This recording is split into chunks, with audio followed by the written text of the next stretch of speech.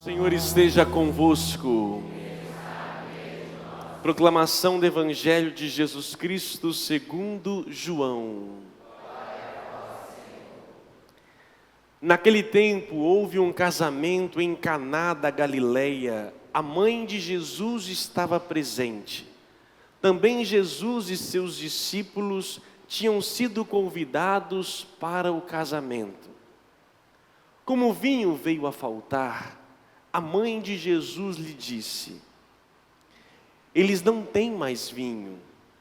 Jesus respondeu-lhe: mulher, por que dizes isto a mim? Minha hora ainda não chegou. Sua mãe disse aos que estavam servindo: fazei o que ele vos disser. Estavam 6 talhas de pedra colocadas aí para a purificação que os judeus costumam fazer. Em cada uma delas cabiam mais ou menos 100 litros. Jesus disse aos que estavam servindo: enchei as talhas de água. Encheram-nas até a boca. Jesus disse: agora tirai e levai ao mestre-sala. E eles levaram. O mestre-sala experimentou a água que se tinha transformado em vinho. Ele não sabia de onde vinha, mas os que estavam servindo sabiam, pois eram eles que tinham tirado água. O mestre-sala chamou então o noivo e lhe disse: todo mundo serve o primeiro vinho melhor. E quando os convidados já estão embriagados, serve o vinho menos bom. Mas tu guardaste o vinho melhor até agora. Este foi o início dos sinais de Jesus. Ele o realizou em Caná da Galileia e manifestou a sua glória, e seus discípulos creram nele. Palavra da salvação. Que as palavras do Santo Evangelho perdoem os nossos pecados.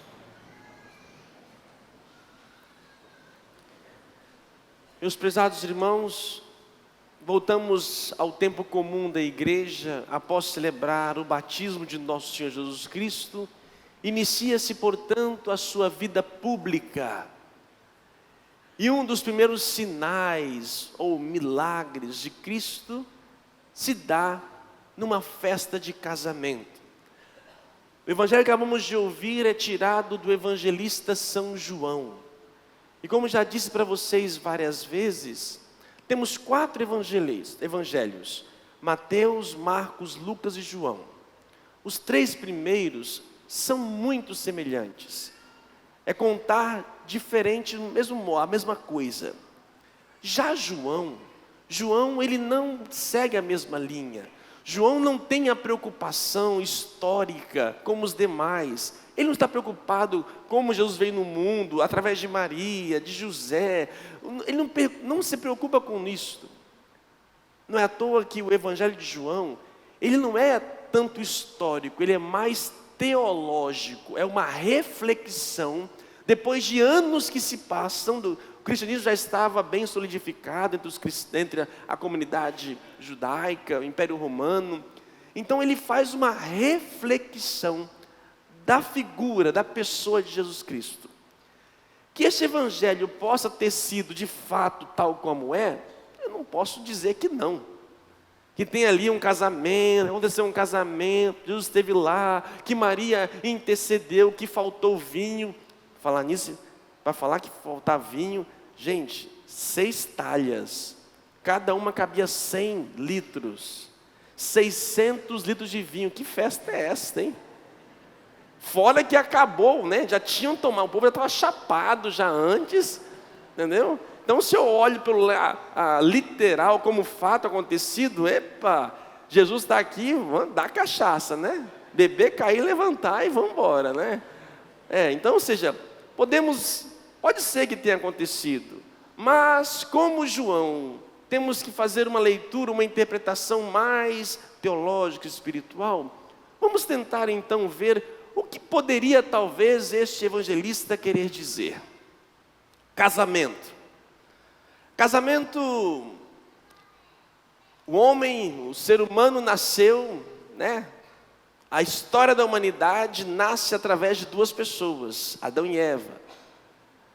Na Bíblia, no Antigo Testamento, é muito comum ver nos profetas a relação entre Israel e Deus como forma de matrimônio.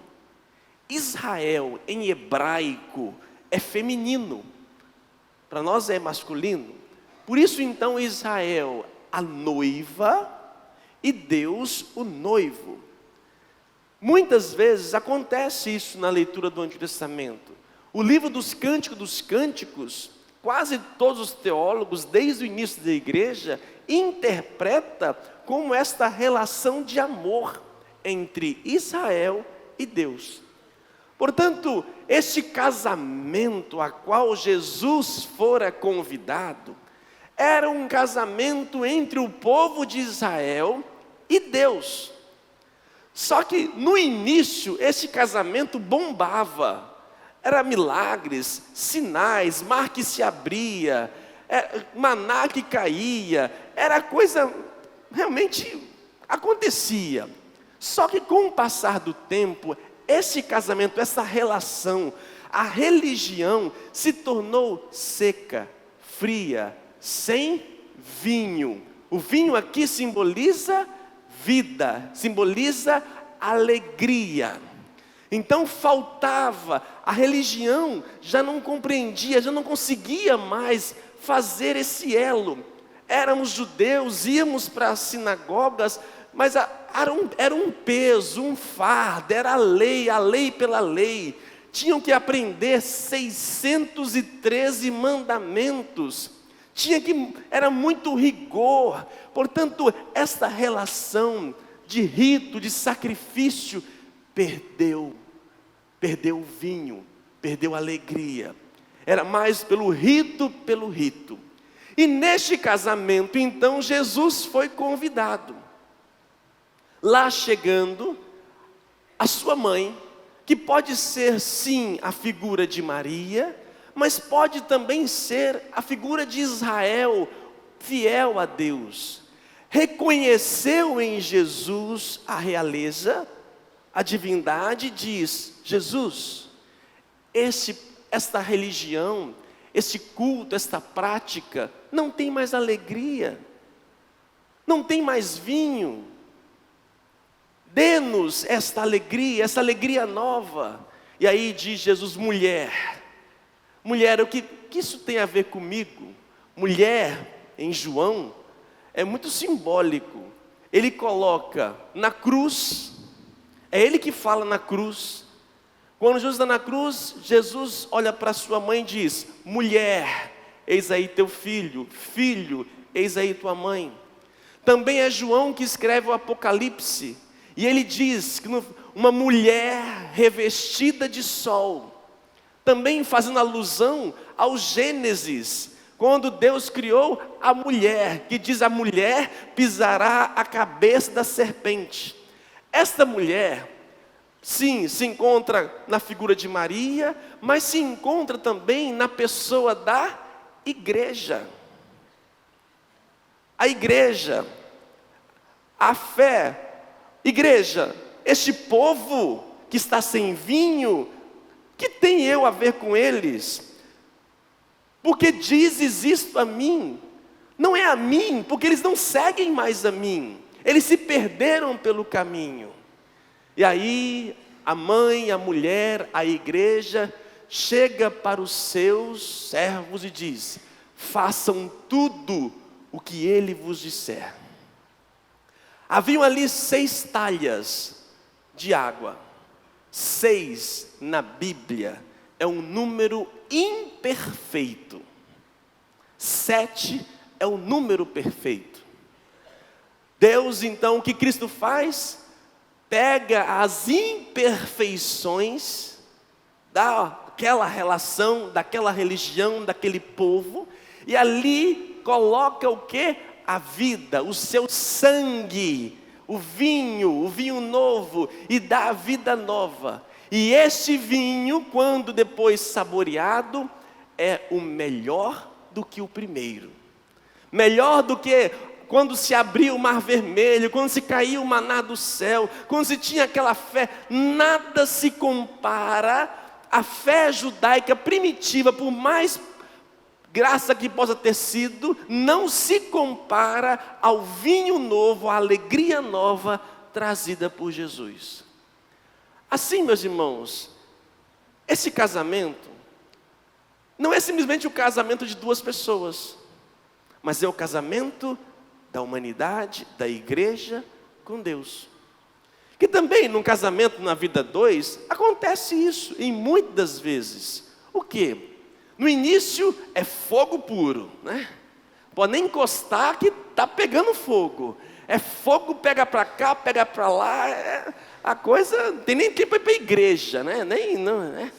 Com o passar do tempo, o fogo continua, é o fogo do inferno. Sai daqui, desgraça, vai para lá. Não quero você. O fogo está lá, né? Mas o fogo está queimando de raiva, né? Lógico, tem muitos casais que permanecem na graça.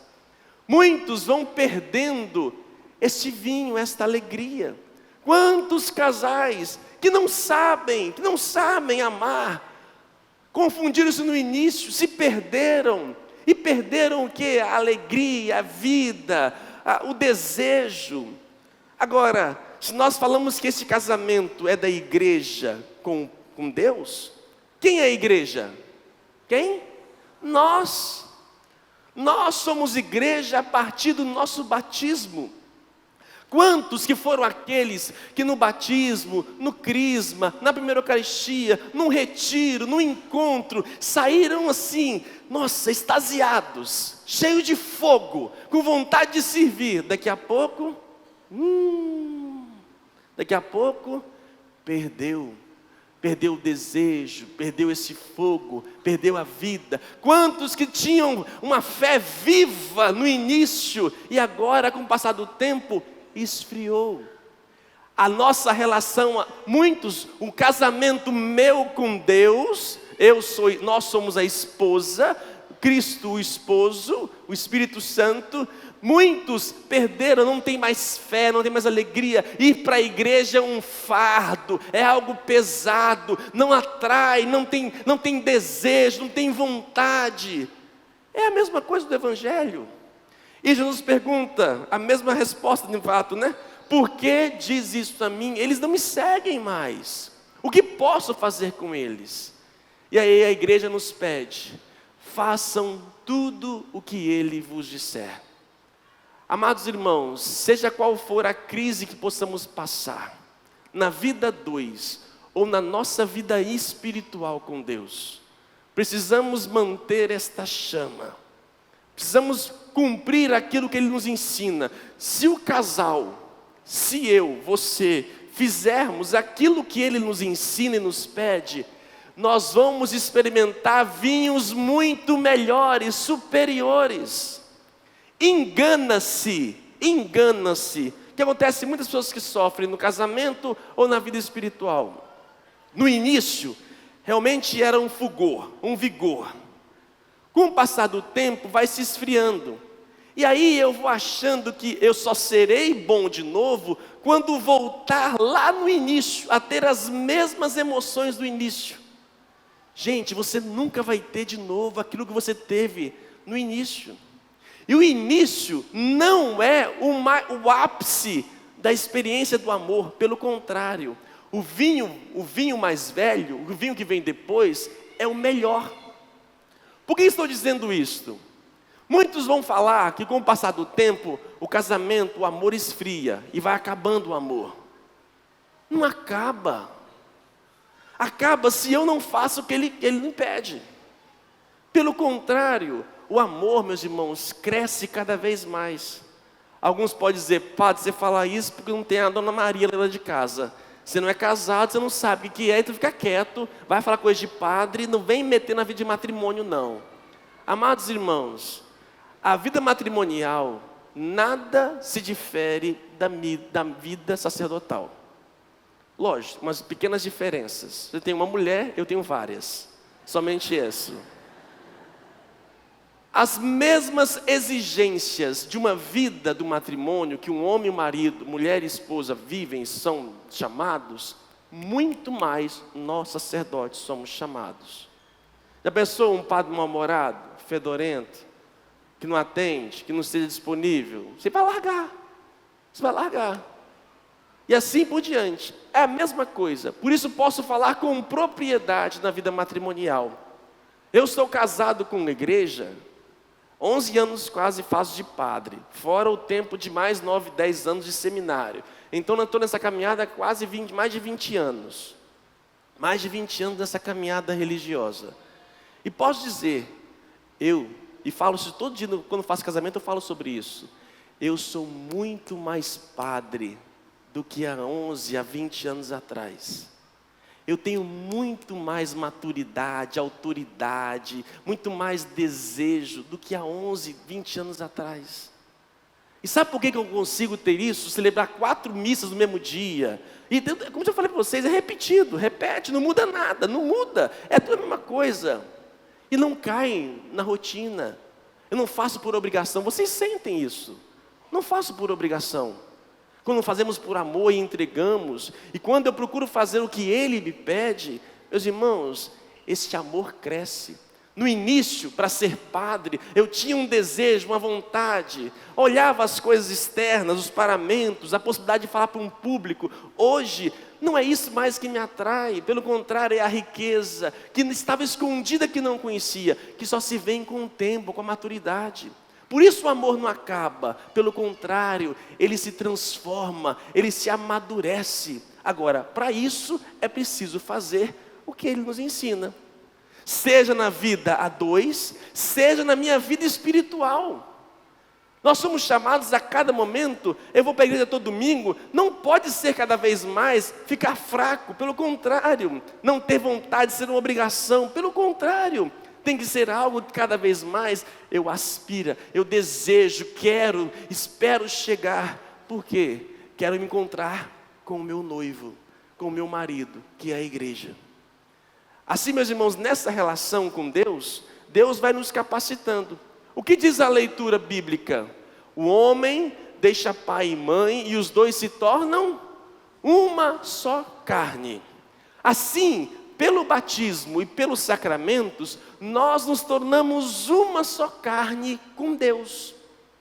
Aquilo que é de Deus habita em nós. O que São Paulo chama hoje na leitura segunda de dons. Dons e carismas que Deus dá a nós. São Paulo enumera alguns ministérios, mas o mesmo é o Espírito. Diz, Espírito de palavra de sabedoria, ciência, fé, dom de curas, milagres, profecia, discernimento dos espíritos, falar línguas estranhas, interpretar essas línguas. Tudo isto, ação de Deus. Deus nos concede, todo mundo tem dom. Todo mundo tem dom. E o dom, o que é o dom? O dom é para o bem comum. O dom não é para mim, gente. Se Deus me dá um dom, esse dom não é para mim, não é por meu mérito. Eu dou sempre esse exemplo e repito, para mim é o mais claro. Se eu tenho o dom do canto, gosto de cantar, tenho o dom de... Uma coisa é gostar, uma coisa é ter o dom, né? A pessoa pode até gostar, mas é desafinar toda a vida, né? A pessoa tem o dom do canto. O que ela precisa? Ela não se satisfaz cantando debaixo do chuveiro. Porque se fosse, ficaria lá. O cantor precisa de quem? De quem? Público, quem os ouça. Não por vanglória, porque o dom não é para ele. Meus irmãos, cada um com seus dons, tem os meus, graças a Deus. Eu não me satisfaria ficar pregando o evangelho de frente para o espelho. O que adianta ler, estudar, preparar a homilia? Para quê? Porque Deus dá, porque eu preciso de vocês. Não para que eu possa aparecer, porque só nessa relação é que de fato o dom se torna pleno. E aí eu encontro o sentido da vida. Portanto, nessa relação de matrimônio, de igreja, nós igreja com Deus, Deus cumulou-nos de dons, de bens, carismas. E o que nós temos feito? Muitos carismas estão se perdendo. Profecias, profetas que estão dormindo. Dons de milagres que estão apagados. Porque vivem às vezes uma fé morta, uma relação matrimonial com Cristo morta, quase acabando. Quantos estão pedindo o divórcio com Deus? Não creem mais, abandonaram tudo, porque perderam esse elan, perderam esse desejo. Só que Deus fez uma união conosco para sempre. E essa graça, essa união, cumula-nos destes dons. E eu só vou me realizar quando eu ver o meu dom sendo colocado em prol do outro. Meus irmãos, esse é o melhor vinho que podemos beber na vida. É a realização do dom. O dom, a fé é dom de Deus. Curas, quando eu faço para o outro, tudo nisso eu encontro esta graça. E ali eu encontro essa plenitude. Portanto, desperta, acorda, católico. Você foi casado, nós somos casados com Deus. Temos um esposo que nos ama, que nos dá a sua graça, que nos dá o seu Espírito. Ele nos cumula dessas graças. Não podemos esfriar a nossa relação espiritual. Não podemos esfriar a nossa relação matrimonial. O amor não acaba. Acaba o nosso cuidado, o nosso zelo.